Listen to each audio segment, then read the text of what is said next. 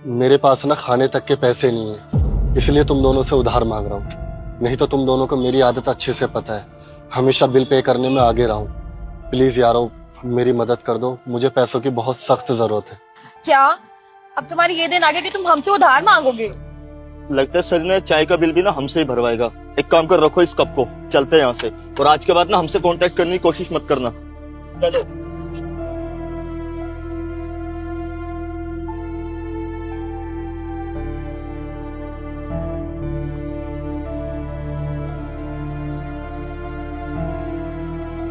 ये वक्त भी क्या अजीब चीज है।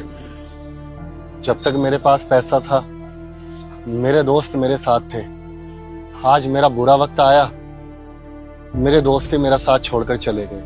आप बिस्किट ले लीजिए। मैडम मेरे कप में तो अब चाय भी नहीं है, आप बिस्किट की बात कर रहे हैं। मैं सोच रहा हूँ कि मैं बिल कैसे दूंगा, मेरे पास पैसे नहीं है। हम तीनों ने जो चाय पी है उसका बिल पे करने की। चाय नहीं है, एक मिनट।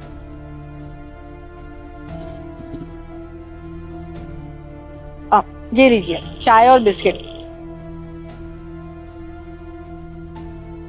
चाय बिस्किट खा लीजिए।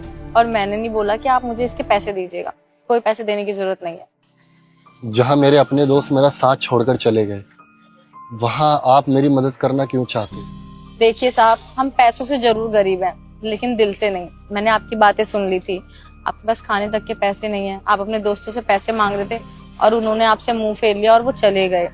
तो बस जो मेरे पास था मैं आपके लिए ले आई। अब मेरे पास चाय बिस्किट ही है, इसको खा के आपको थोड़ा सा अच्छा लगेगा। आप चाय पीजिए ना।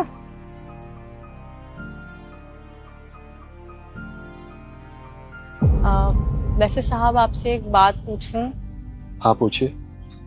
मतलब आपने इतने अच्छे कपड़े पहन रखे हैं, इतने अच्छे घर से लग रहे हो और इतने अच्छे दोस्त भी थे आपके, तो ऐसी भी क्या मजबूरी आ गई कि आपके पास खाने तक के पैसे नहीं है? मैडम ये वक्त होता है ना, ये वक्त किसी का सगा नहीं होता, बहुत बुरी चीज होती है। मैंने एक फैक्ट्री खड़ी की थी ब्लैंकेट और कंबल्स की।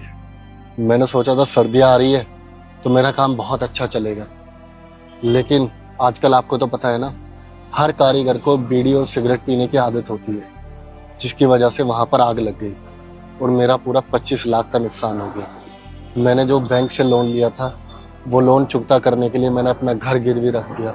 मेरे पास गाड़ी और बाइक थी, वो सब मुझे बेचनी पड़ी। अब एक गांव का ही घर है, शायद वो भी बेचना पड़ सकता है। ये तो बहुत बुरा हुआ, लेकिन वो कहते हैं ना, वक्त गुजर ही जाता है, चाहे अच्छा हो चाहे बुरा। ये बुरा वक्त भी जल्दी गुजर जाएगा। मैंने तो अपनी दुख भरी कहानी सुना दी। आप इतने अच्छे दिखते हो, आपने पढ़ाई वगैरह करने की कोशिश नहीं की जो आप ये टपरी चला रहे हो? किसने कहा कि मैंने पढ़ाई नहीं करी? मैंने बीकॉम किया हुआ है, ग्रेजुएशन पास हूँ मैं। अब आपकी एक कहानी है तो मेरी भी एक कहानी है। मेरे पापा बहुत बड़े बिजनेसमैन थे। मेरे पापा और चाचा जी साथ में मिलकर बिजनेस करते थे, लेकिन मेरे पापा बहुत सीधे हैं। उन्होंने चाचा पे पूरा यकीन कर लिया और उन्होंने एग्रीमेंट साइन नहीं किया, और इस बात का मेरे चाचू ने फायदा उठा लिया। उन्होंने कंपनी के सारे शेयर्स अपने नाम कर लिए और मेरे पापा को घर से निकाल दिया। उसके बाद हमें समझ नहीं आ रहा था कि हमें क्या करना है। ना हमारे पास रहने के लिए छत थी, ना खाने के लिए कुछ था। और उसी टाइम मेरे मंगेतर ने भी मुझे धोखा दे दिया। उसको जब ये दिखा ना कि अब हमारे पास कुछ भी नहीं है, तो उसने भी मुंह फेर लिया, जैसे आपके दोस्तों ने फेर लिया।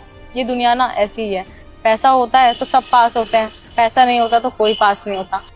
लेकिन आपकी कहानी सुनकर ये पता चल गया कि जिंदगी में कुछ भी हो, कभी गिव अप नहीं करना चाहिए।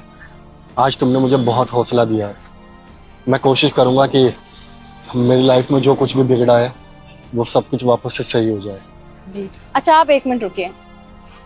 पापा थोड़े से पैसे देना। हाँ ले। आप ये रख लीजिए, इससे ज्यादा तो मेरे पास है नहीं, बट आप ये रखेंगे तो मुझे अच्छा लगेगा। नहीं नहीं मैडम, आप मुझे क्यों शर्मिंदा कर रही हैं? आपने ऑलरेडी मुझे 100-150 रुपए की चाय पिला चुके हैं। प्लीज ये मदद मैं आपसे नहीं ले सकता। आप रख लीजिए ना, आपके पास थोड़े भी पैसे नहीं है, आपके काम आएंगे। और मैं ये थोड़ी कह रही हूँ कि मैं आपके ऊपर एहसान कर रही हूँ। जब आपकी जॉब लग जाएगी, जैसा कि आप कह रहे थे, आप इंटरव्यू वगैरह दे रहे हो, तो आप आ जाना ना मेरी टपरी पे चाय पीने और मेरे पैसे भी वापस कर देना। ये दुनिया भी बहुत अजीब है, जहाँ मेरे अपनों ने मेरा साथ छोड़ दिया, दूसरी तरफ बेगानी ने मेरी मदद कर दी। शुक्रिया, मैं चलता हूँ।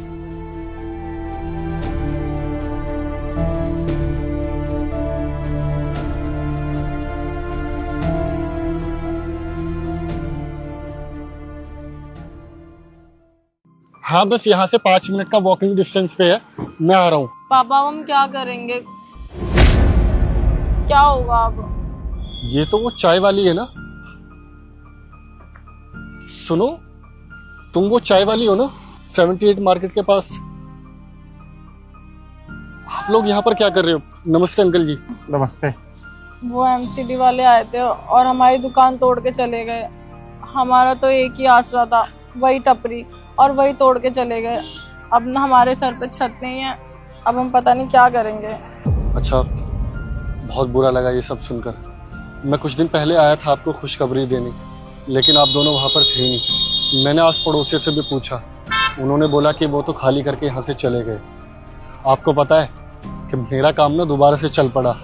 वो क्या है ना कि मेरा जितना भी लॉस हुआ था वो आधा इंश्योरेंस वालों ने कवर अप कर दिया और मैंने वापस से अपनी फैक्ट्री स्टार्ट कर दी और अब मेरा काम बहुत अच्छा चल रहा है। ये तो बहुत अच्छी बात है। चलो, भगवान ने किसी के साथ तो अच्छा किया। वो कहते हैं ना कि जो दिल का साफ होता है उनके साथ भगवान कभी भी बुरा नहीं करते, और आप बहुत अच्छे इंसान हो और आपके फादर ने भी हमेशा अच्छा ही चाहा है। देखो, मुझे ना जिंदगी में कभी किसी से प्यार नहीं हुआ, शायद मुझे एक राइट पर्सन की तलाश थी। अंकल जी, मैं ना आपसे आपकी बेटी का हाथ मांगना चाहता हूँ। मैं इसको फर्स्ट डे से ही बहुत चाहता हूँ जब इसने मेरी मदद की, क्योंकि जो लड़की एक अनजान इंसान की मदद कर सकती है, उसका दुख देखकर अपना दुख समझ सकती है, वो लड़की मेरा ज़िंदगी भर साथ दे सकती है, मेरे बुरे वक्त में भी और मेरे अच्छे वक्त में भी। और आज के वक्त में एक अच्छी लड़की का मिलना बहुत ही मुश्किल बात है। क्या आप प्लीज़ मुझे अपनी बेटी का हाथ दे सकते हो? मैं इसको ज़िंदगी भर बहुत खुश रखूँगा। बेटा, वो क्या है ना, इस बात का तो फैसला मेरी बेटी ही करेगी। हम लाइफ में दूसरी बार मिल रहे हैं, आपने ऐसा कैसे सोच लिया कि हम पूरी लाइफ एक साथ रह सकते हैं? क्यों नहीं रह सकते? साथ रहने के लिए एक दूसरे के लिए प्यार और रिस्पेक्ट होना ज़रूरी है, और तुम्हारे लिए मेरी नज़रों में रिस्पेक्ट तभी बढ़ गई थी जब से तुम मुझे पहली बार मिले थे। मेरे दोस्तों ने मेरा साथ छोड़ दिया, लेकिन उस वक्त तुमने मेरा साथ दिया और तुमने मुझे पैसे दिए। एक चाय वाली होकर भी तुम्हारा हौसला इतना बुलंद था। मैं चाहता हूँ कि मेरी ज़िंदगी में मेरे हमसफ़र तुम ही बनो, और मैं वादा करता हूँ मैं तुम्हें बहुत खुश रखूँगा और मेरी लाइफ बहुत सक्सेसफुल रहेगी।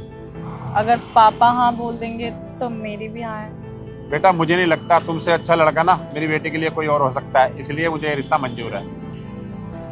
Thank you so much uncle ji, चलिए मेरे साथ।